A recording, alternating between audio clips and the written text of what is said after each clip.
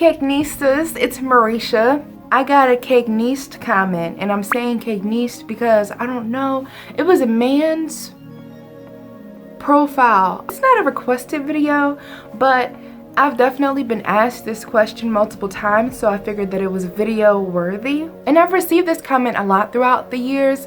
A lot of you guys just want to know how I store my cakes to keep them moist and delicious, and I just feel like that is so kind for you to never have had my cake but to assume that it comes out moist and delicious. That means a lot. Thank you. I'm not saying I've never had a dry looking cake on here, I don't remember, but some of these cakes on YouTube just be looking just dry, just be making me thirsty while I'm watching it.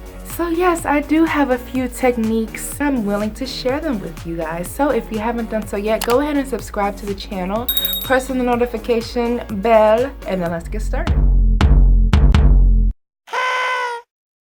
Beautiful, gorgeous, perfection. Those are all of the words that I would use to describe these vanilla cake layers right here. This is my vanilla cake recipe that I used here on the channel, so I'll link that down below. This is one little quick method that I'm going to show you guys. Just a plastic freezer bag.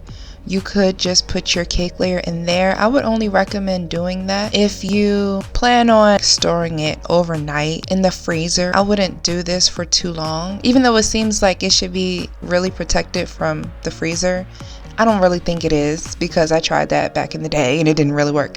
So the process from start to finish is I bake my cake layer.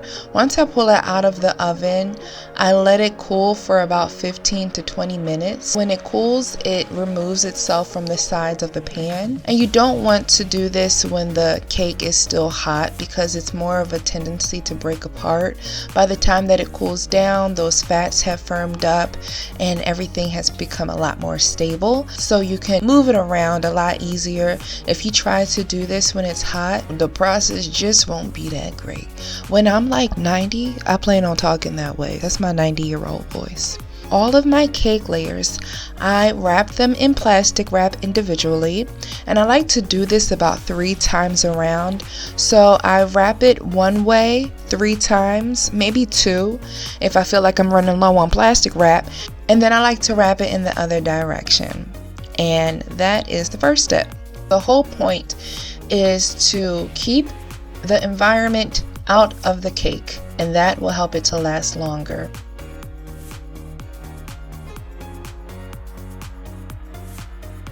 When I was in school, we would always bake our cake layers one week and then decorate them the next week. And my instructor always told me that your cakes could be kept for like 6 months in the freezer if it's wrapped well enough. And then once it is defrosted, try to use within a matter of days. The moment that your cake is defrosted, just assume that the stale process has begun, okay?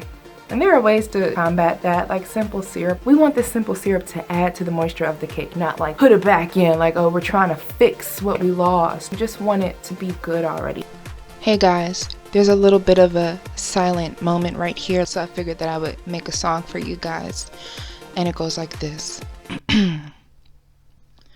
Wrappage and stackage and wrappage and stackage, wrappage and stackage, oh yeah! I said a wrappage and stackage, wrappage and stackage.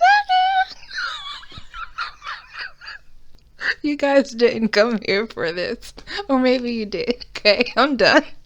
No, I should start over. Wrappage and stackage and wrappage and stackage. Aaron Neville version. No, that wasn't Aaron. All right, we'll get back to the video.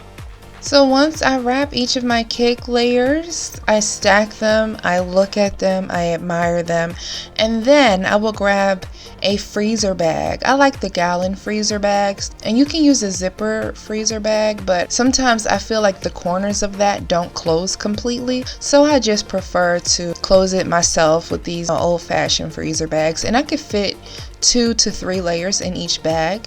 So that's what I do, and when I put the layers in the bags, I like to try to squeeze out some of the air to make it more of like a vacuum seal situation. when you do that, you compact it, and then there's just less of a chance of any freezer smells getting in there. I like to freeze it as soon as possible because cake tends to get drier the longer that it sits out. I feel like if I freeze it as soon as possible, I am freezing all of the moisture that's surrounding the proteins, all of the fat, and then it just melts into perfection when it's time to frost. That's what I do. I would have loved to show you guys my freezer, but it actually has food, so I do a very interesting organization storage situation that would be just too crazy to show you guys on camera, but you get the point. So when I'm ready, I just go ahead and, as you saw, unwrap.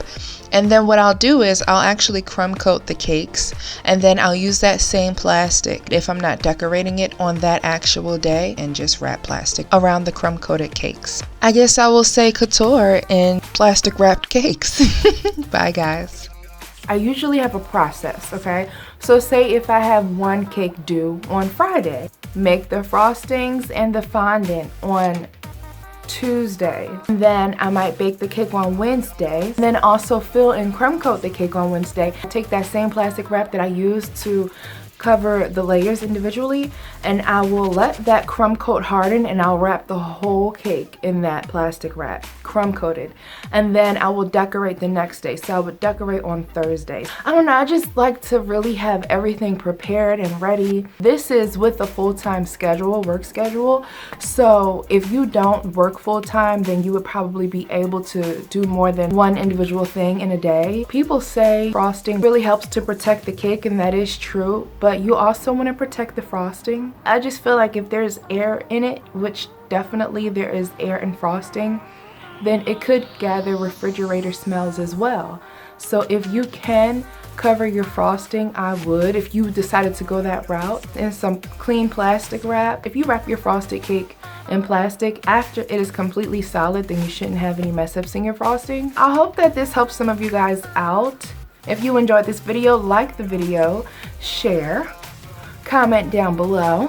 Follow me on all of my social media, which will be in the description below. I always want to say which will be downstairs. Just go downstairs and you'll see it. I will see you guys in the next video. Bye, Cake Nistas.